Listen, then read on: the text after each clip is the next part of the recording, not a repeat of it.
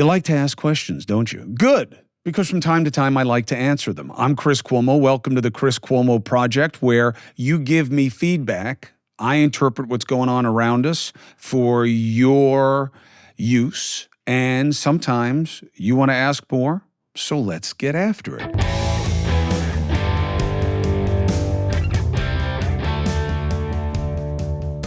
And now for some YouTube comments. This is from your episode with Mehdi Hassan.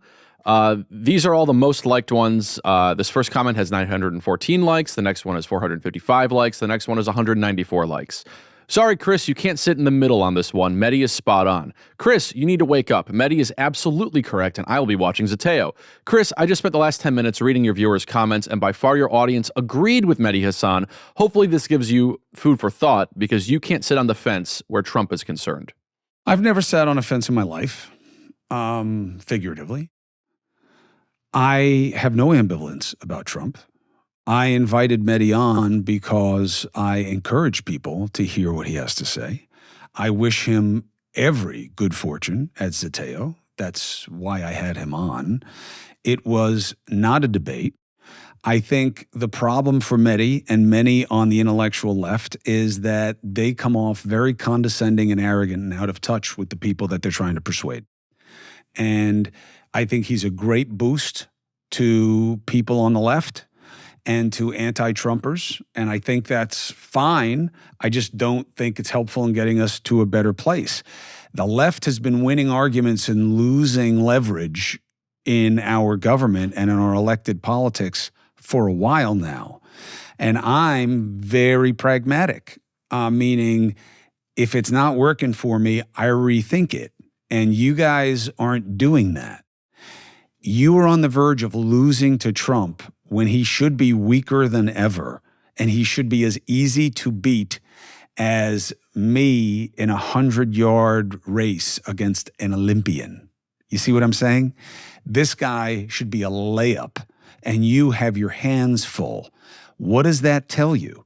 If it's so obvious and everybody's on the same page with Mehdi, then why are you deadlocked in the race against him at best at this point? It's because they're all racist. It's because they're all stupid. Really? How's that working out for you? Condescending, disrespecting people who disagree with you. I don't sit on any fucking fence. I've gone at Trump directly harder than Mehdi Hassan or anyone on the left ever has, because he doesn't talk to them because they're obviously enemies of his. Now, the irony is, I don't like him personally because of what he did to my family, okay? I don't like what he did. I wouldn't really extend it to I don't like him.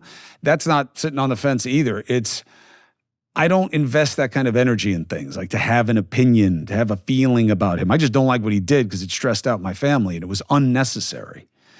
I have gone at him with righteous purpose as much or more than anyone, okay? I just don't do it gratuitously. And I'm not going to demonize the guy as somebody who's going to take over and destroy our democracy. I don't believe that. I've told you many times, I think he has disqualified himself for voters as a choice for president. But that's your choice to make, not yours. You're an obvious lefty and anti-Trumper, and that's fine too. But I hope you can beat him. And I love how you guys rationalize that Biden is your best choice, which I think is fucking pathetic. So how's that for sitting on the fence? This is from the same episode. Suzanne Ray, executive career coach, asks, what has happened to you? You aren't helping women's rights or any other marginalized groups by acting like you're above the fray. I used to believe in your opinions, but you have done this for your own greed. I'm out. I don't even know what the fuck you're talking about. I really don't. You guys have become so conditioned to need constant confirmation of your perceptions. You have become so addicted to groupthink and to animus towards the other side that you can't be open on anything. And you take open to mean support of the other side. Don't you at least want to understand what you oppose and those you oppose, at least so that you can have more advantage in dealing with them and arguing against them? So I'm anti-women because I won't tell people Trump is the devil? Really? That's how it works. So I say what I say about defining and interpreting the issue of reproductive rights. I tell the right that they have fucked up by what they did with Roe v. Wade, and now they may have to pay for it. I say that I think it's an important issue that people should vote on, and that I believe in a woman's right of personal agency over her own body. And I'm not in favor of helping women. If you think that I'm more helpful to you if I call Donald Trump a piece of shit who should go to jail for 100 years every 5 minutes, then you don't understand where we are, what's moving the needle, and where we need to be, okay? I guarantee you don't care more about the welfare of America than I do. I guarantee you that you have not put more on the line and put yourself in more jeopardy than I have personally because of how each of us cares about this situation. I guarantee you that. So you can have whatever opinion you want about me, and I don't give a fuck if you follow me or not. I'm not in the business for fans. If I were, I would pick a side. Kind of along those lines, at Beechcraft48 replied to the last episode of YouTube comments. What's your take on why legacy media doesn't really cover the UAP topic? I don't like this legacy media thing. This idea that independent media is the only real media. So many of them are running agendas and just finding ways to get clickbait with sensational headlines that are every bit as obnoxious as anything in the legacy media.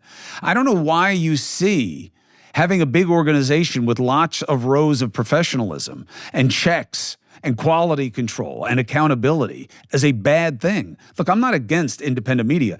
Doing my deal with Patrick Bet-David that I did with Valuetainment is obviously an obvious promotion of independent media. I believe in what he's doing there and why he's doing it. That's why I wanted to be a part of it. That's why I'm on his app, Manect, so I can do stuff like this with people and engage more personally and more directly than even this. So I believe in it. I just think that, to paint them all with the same brush of legacy media as if that's a bad thing, why don't they cover it? They don't cover it because people think it's bullshit. That there's no such thing as little green men. There's no such thing as flying saucers. There's no such thing as life on other planets. That's why they don't cover it, okay? Now, I dismiss that because I believe in transparency. And if it's so easy to dismiss all of it, prove it. Show me that you've never found anything. Show me why you spend hundreds of millions of dollars and do these operations with special forces if there's nothing going on. I'm not saying that we got little green men in the basement. I'm saying that they're doing things with my money and in my name that I should know about, and they're not telling me. And that's wrong. And we see it with UAPs, but I believe that they're just a lens, a metaphor, an example, that issue of a transparency problem that we see throughout our government. That's why I cover it. Support for the Chris Cuomo Project comes from AG1. Man, oh man, if you are a listener, you know how I feel about athletic greens, okay? AG1 has been a go-to for me for years. Why? It's easier, it's price effective, and it's better. Instead of all the different bottles and how many pills and at what time and in what combinations, they did all the research so I could have complete confidence in my routine. One and done, man. That's because AG1 is a foundational nutritional supplement that supports your body's universal needs. Gut optimization, stress management, immune support. So for me, I really combined all of these different needs into one, which became AG1, right? Every scoop, probiotics, the digestive enzymes for gut support, magnesium, which is big for me, B vitamins, energy support, adaptogens. They're all in there in the right levels, right combinations to help support immune health. AG1 is the supplement that I trust to provide the support my body needs every day. And that's why they've been a partner for so long. So if you want to take ownership of your health, it starts with AG1. If you try AG1, you're going to get a free 1-year supply of vitamin D3K2, and you're going to get 5 free AG1 travel packs. And that's just with the first purchase. So go to drinkag1.com/CCP. drinkag1.com/CCP. Check it out. Support for the Chris Cuomo Project comes from Cozy Earth. Let me tell you, bedding matters. And this isn't just me telling you this. In a recent survey, 7 out of 10 parents said that they get an average of 3 hours of sleep a night in the baby's first year. Hello, Greg. Now, mommies need quality sleep, and bedding will matter. There are other variables, but here's one that you can control, okay? When we made the switch to Cozy Earth, I noticed the difference. I did not know that fabric or textiles could really be temperature sensitive, meaning if it's cold, they keep you warm. If it's warm, they can kind of cool you off. I did not know that. I know it now because I have Cozy Earth, okay? So, this Mother's Day, why don't you treat the mamas in your life to the luxury they deserve with Cozy Earth bedding and sleepwear and prioritize her self-care and sleep health? Doesn't she deserve it? Don't forget, use my promo code Chris at checkout and you'll get 35% off at CozyEarth.com, okay? When you place your order, select podcast in the survey and select my show in the drop-down, and that will make me very happy. Support for the Chris Cuomo Project comes from Done with Debt. Let me tell you, we're all dealing with it, especially in American culture, right? Because we're so credit sensitive. We have so much available credit. People take advantage of it. Often it takes advantage of them. High interest credit cards are real. Loans make it nearly impossible to pay off your debt. Inflation keeps just taking away what you can pay, keeps you stuck in almost a paycheck to paycheck existence. Done with Debt can be a lifeline. Done with Debt has this ingenious new system that gives you a way to deal with debt faster and easier than you probably thought possible. See, Done with Debt analyzes all the debt options that you qualify for. They know how to reduce bills, cut interest rates. They have a skilled staff of negotiators that know how to get debt out of your life, ready? Permanently. Done with Debt has a bunch of experts. They've been doing this and they know the best strategies to reduce and remove debt from your life. But you gotta hurry because some debt solutions are time sensitive. Here's how easy they'll make it. If you go to donewithdebt.com, that's donewithdebt.com, right? donewithdebt.com, you can find the answers to your debt problems. Hey, Chris, this is Steven from Austin, Texas. And since I've been listening to you after your situation at CNN, I've noticed you're a clear thinker. And so I wanted to know your take on the Iraq war. I'm a combat veteran, and I want to know what you think about what caused it, how dirty was it, what got us over there, and how much bullshit was at the bottom of the situation. It makes me emotional just asking the question, but because I feel like your answer is going to be the right one, and I trust you, I just want to know what you think on that. And I haven't heard you cover that topic, so I apologize if this isn't related to any recent information. Since you've started your podcast, I've enjoyed it, Chris. So either way, I'd like to know the answer to that. Thanks, Chris. First of all, you know what you are? You're better than me, and you are a real American, and thank you for your service.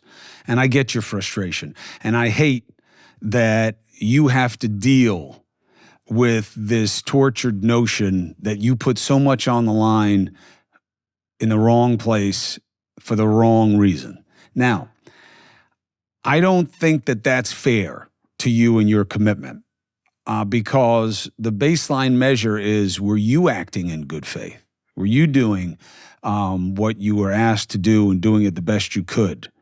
And it seems like the answer is overwhelmingly yes. So there's the end of that analysis.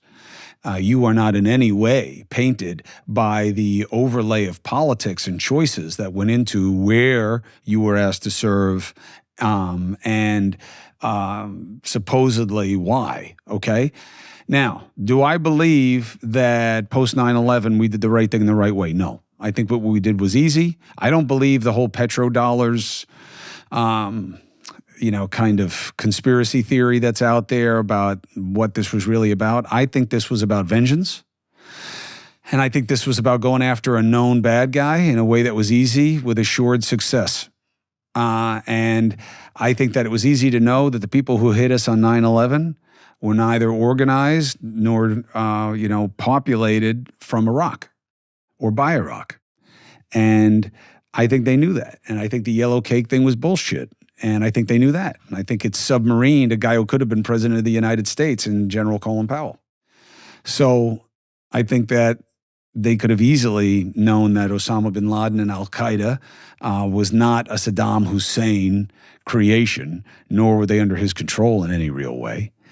And just as bizarre to me was, after all those years of killing so many people and losing so much blood and treasure of our own, real Americans, real patriots, they then doubled down and went into Afghanistan, where they knew, they call that place the graveyard of empires for a reason.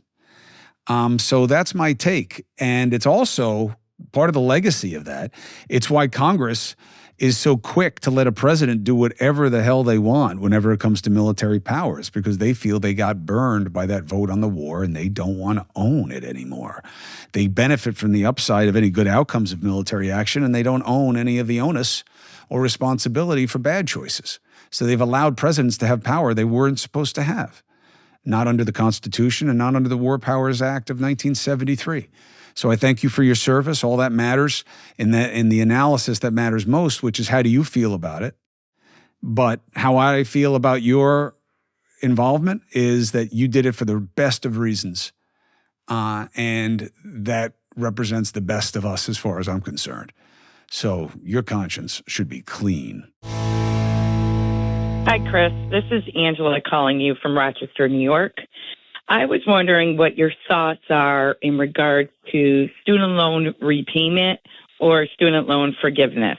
We're all struggling these days with the cost of things going up.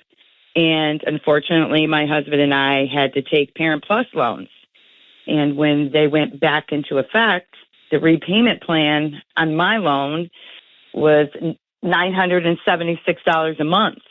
And with a middle-class family, that is a struggle when you're still paying a mortgage. And so I didn't know what your thoughts were in regards to that. Thanks again, and I really enjoy listening to you and subscribing to Substacks. Keep up the great job, Chris. Have a great day. Here are my thoughts. We have to rethink the college game, and it is a game. They're charging too much. It's going up way more than the rate of inflation. There are too many schools with too big an endowment, and it's upside down. It's working well for them and not well enough for the people who are going there, like you. And you are in a jam, and that is true. Debt forgiveness, it's hard to justify it as an expenditure and balance the equities. Why? Because you got a lot of people who didn't have anybody pay off their debt, which are now being asked through the forgiveness, which is going to rob revenue, which is going to change the tax structure, right?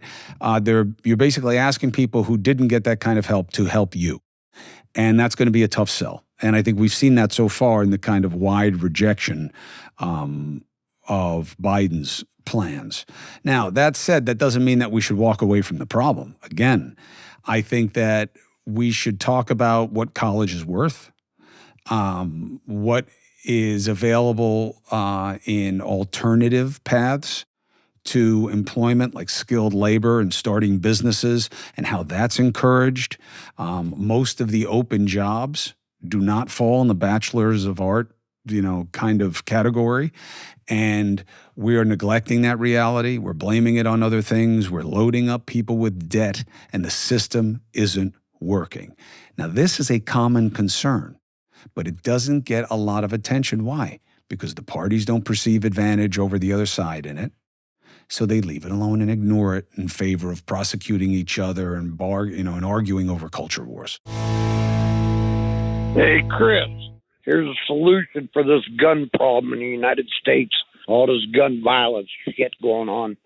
Everybody's up in arms because you're going to take their Second Amendment right to carry a gun, but they ought to just outlaw any gun that shoots multiple bullets. No chambers, no clips. Every shot, you got to reload manually, one shot at a time. That way your Second Amendment people, they can't cry anymore. Make all these guns that shoot rapid fire illegal. Thank you. I hear it. I get it. It'll never happen. Horses out of the barn. Almost every weapon. I mean, of course, look, I have a 12 gauge shotgun. That is my home protection. That is my skeet shooting.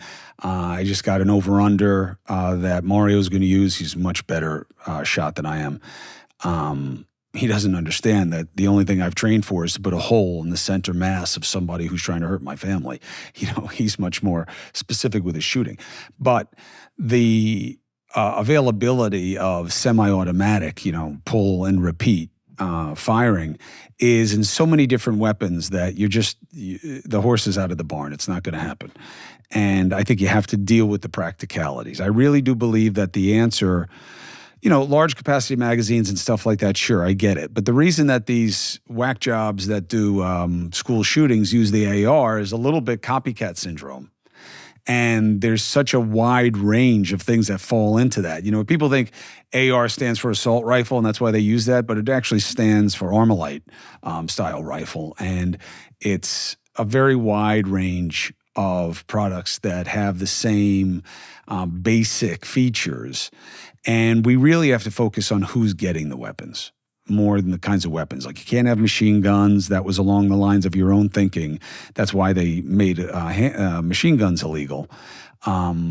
And should that be extended more? Yeah, it could be, but I don't think it will be. I think you got to focus on who gets them. Yellow and red flag laws, keeping weapons out of the hands of people who shouldn't have them. Now, here's the problem. I am outlining a solution that deals with about a fraction of a percent, of overall gun crime. Gun crime, number one, is suicide, okay? Then number 2, 3, and 4 are about people who are getting guns illegally off the streets and using them against one another, criminal on criminal. Then you get to how people store their weapons, which is a problem.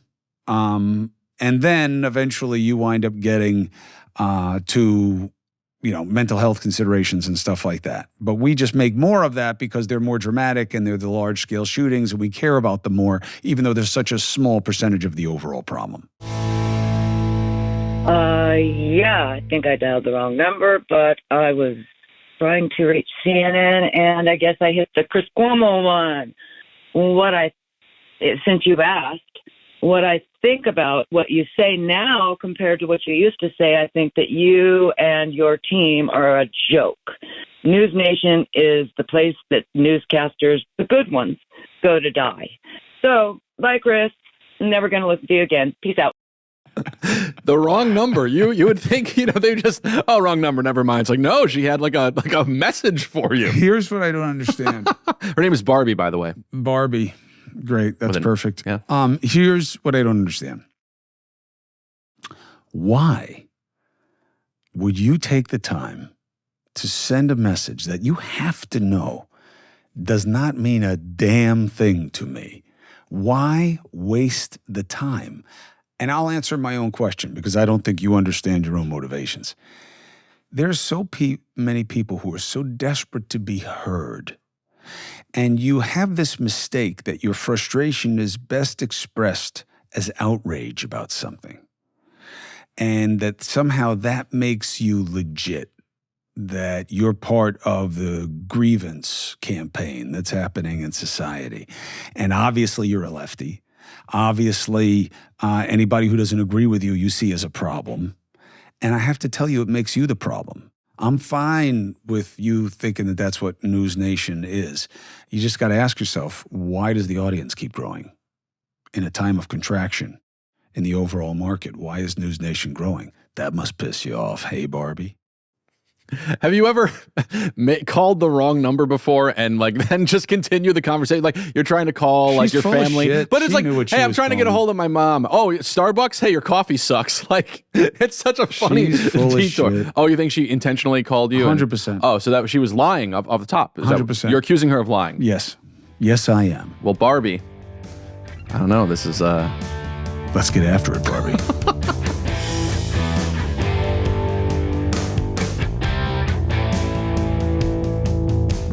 You have a comment? Well, how about I regard you and your opinion right now? I am Chris Cuomo. Thank you very much for being with us here at the Chris Cuomo Project, where we are going through your comments. Thank you very much for coming with the questions. Appreciate it. Thank you for subscribing, following, checking me out on the Substack, checking me out at Manect, checking me out at News Nation every weekday night at 8 and 11 p. Eastern. The problems are real, so should be our resolve. Let's get after it.